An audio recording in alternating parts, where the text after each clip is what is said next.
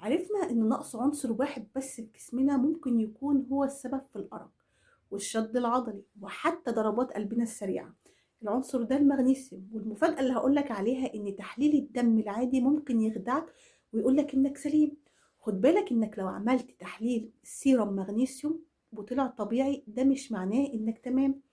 ليه؟ لأن 1% بس من المغنيسيوم موجود في الدم والباقي جوه الخلايا. النصيحة بقى، اطلب تحليل اسمه ال RBC مغنيسيوم تيست، مغنيسيوم داخل كرات الدم الحمراء.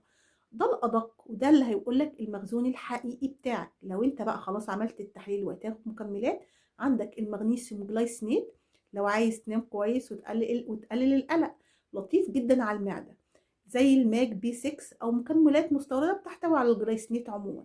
مغنيسيوم سيتريت ممتاز لو بتعاني من إمساك مزمن وعايز حاجة سريعة الامتصاص، أشهر حاجة الفوار إمبيماك.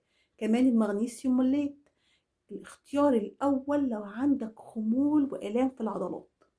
في نوع كده اسمه المغنيسيوم أوكسايد، ده ضعيف جدا وامتصاصه وحش جدا، نبعد عنه خالص.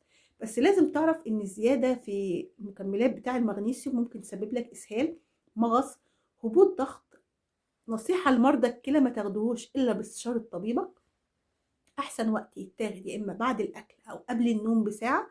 يفضل عدم خلطه مع أي أدوية للقلب أو الضغط، ويكون الفرق ما بينهم ساعتين على الأقل. لو فاتك الفيديو ما تنساش تعمل لي لايك وكومنت وشير وفولو للبيج.